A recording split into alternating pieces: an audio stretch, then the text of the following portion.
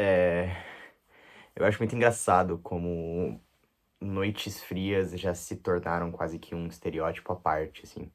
Principalmente num país tropical, né? Num país que é quente por natureza. é, Parece que toda onda de frio ela tem que carregar consigo, assim, uma obrigação de ser transformadora.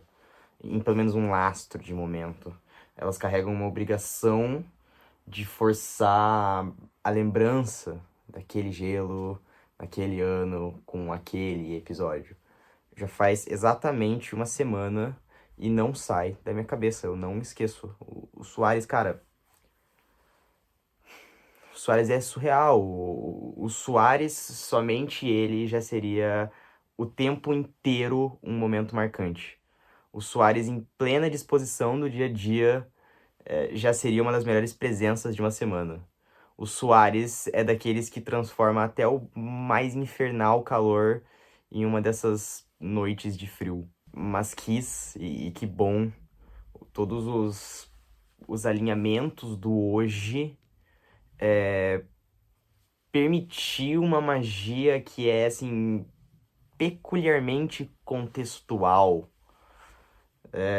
Se a gente estava sendo forçados a acreditar que o tempo era um impeditivo até para algo dessa magnitude, se obviamente, de maneira bem explícita, a gente tava encarando o poder que é o declínio, até de alguém que tão raramente é muito próxima de uma divindade da sua prática, por 10 segundos, nenhuma realidade objetiva importava. Por 10 segundos, qualquer que seja o senhor do tempo, ele permitiu-se se lembrar da juventude que ele tanto ama. Ou ainda, né? Se ele não permitiu, o Suárez preferiu só pra entregar isso ser o maldito desafiador desse senhor. Por 10 segundos nada importou, cara. Por 10 segundos ele fez o mundo todo cair em joelhos. 10 segundos foi o que distanciou ele do gol.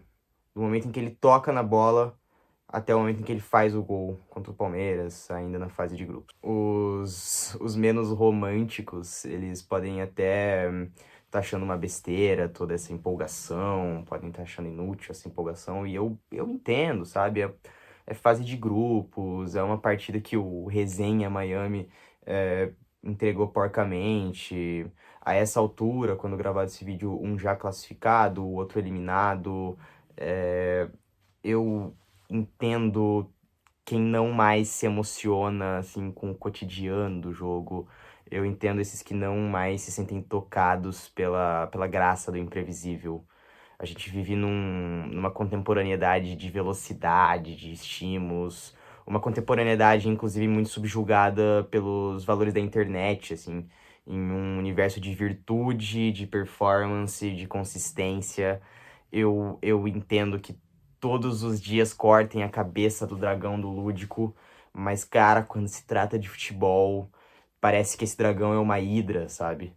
Por mais que a máxima aponte para os números, por mais que a regra diga que o potencial de se apaixonar todos os dias é inútil, o futebol em si parece que não permite a ruína desse amor, até para aqueles que tanto divulgam contra ele, sabe? Tanto lutam contra ele. Esse vídeo não é simplesmente sobre o gol do Suárez contra o Palmeiras em um Mundial. Eu só queria dizer mesmo que eu fui tocado e eu ainda estou tocado. Enquanto eu pensava nesse instante, em especial por quase só isso ter passado na minha mente durante essa semana, eu só tinha muita clareza e muita certeza que o Suárez mais uma vez encapsulou o melhor do futebol em um instante e claro, como sempre, como é essencialmente, é próprio dele, o melhor do camisa 9. Eu sempre me perguntava o que era o meu gosto dentro do campo. Com todo o meu apreço aí mais que absoluto por Messi, mas por que não por Ganso, por De Bruyne, A minha resposta tendia a cair nesse objeto de maior fantasia desse esporte. Mas é um ledo engano, sabe? É um rude engano. Eu finalmente pude me confirmar, e foi por miseráveis 10 segundos, que o lindo desse jogo reside na característica. Ele reside melhor ainda na permissão de diversas características coexistirem em campo, potencializarem uma outra, rejeitarem uma outra. Nesse momento, o Suárez foi o que há de melhor no futebol. Melhor como forma própria do futebol mesmo, assim, é um apelo à iminência, um apreço pelo tempo, um gosto pela complexidade. Foi lindo, foi lindo. Eu não consigo esquecer da aceitação do tédio que é costumeiro desse jogo, sendo drasticamente rompido por um choque de novo contextual, sabe? Esse cara, desse jeito, nesse jogo, nesse dia, nesse time, nessa competição. Meu Deus, como é sensacional, cara. Como é imenso. Que craque. Eu não conseguia sentir mais nada olhando para um time patético, numa competição gigante que mal lhe cabe, numa partida arrastada, trupicando, destrambelhado em pouquíssimos toques, sem um joelho, nessa noite de frio. Cara, que impagável. Sabe, estar vivo ali era uma sensação única. Era uma sensação única estar embriagado desse amor. Era uma sensação particular, assim, pular em êxtase pela casa e ter a mente consumida por algo que é propriamente tão leviano, né? Cara, que impagável. É legal a guerra intrínseca do centroavante, ela tá todinha explicada nesse lance, ela tá todinha ali. É, Até por isso me parece mais empolgante, até por isso eu sinto que eu nem poderia chegar nesse vídeo sem toda essa entonação mais eloquente do acontecimento. Não tô aqui falando do fantasioso, do plástico, do mais belo, do mais técnico, do mais refinado que se encontra dentro de um campo. Eu tô falando desse que pode até ser um dos mais característicos do futebol, mas que ele vive em uma especificidade tão própria dentro das quatro linhas que ele pode até passar muitas vezes despercebido. O centroavante, ele vive em uma guerra constante. Essa guerra do centroavante, ela não é evitável, não é execrável, muito pelo contrário, ela é uma guerra até bem sensível, bem sutil.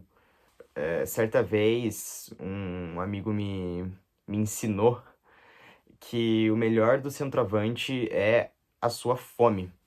É a certeza, assim, é a certeza plena de que, independente do que tiver na sua frente, independente da ocasião, independente de tudo que lhe tranca, o que lhe faz brilhante é a vontade insaciável de marcar o gol. Não importa se você joga no Inter Miami e sua perna tá esfarelando, se o seu adversário é mais qualificado, a mesma absurda vontade de marcar que tinha o Suárez pelo Nacional, pelo Ajax, é por Liverpool, é por Barcelona, por Atlético de Madrid, é pelo Grêmio e agora com toda a limitação ele tem nas férias estadunidenses que ele vive constantemente. O Suárez é um dos que mais vezes venceu essa guerra particular, essa guerra do centroavante. Por isso, é ironicamente motivada por manter-se em um eterno estado de fome. A guerra do centroavante, ela não é só de marcar, mas é principalmente a de lutar contra todas as forças específicas e próprias de um esporte que vai fazer o possível para dificultar a sua missão. Inclusive, isso é o que tem de mais lindo no futebol, o que torna o futebol a coisa mais linda e pensada e produzida e gerada pela humanidade. O Suárez sempre fez, sempre faz e sempre fará tudo que lhe cabe, tudo que lhe é possível para contrariar o jogo, para vencer o destino cruel de ser a última instância em um campo imenso, ocupado por uma tamanha diversidade de sentimentos, de características e de eventos. A vida do centroavante é muito, muito cruel, cara. É a vida pela subversão, entende? É uma vida em que se aponta armas ao deus do futebol e aceita o seu desafio de marcar o gol. Que prazer é Luis Suárez, cara.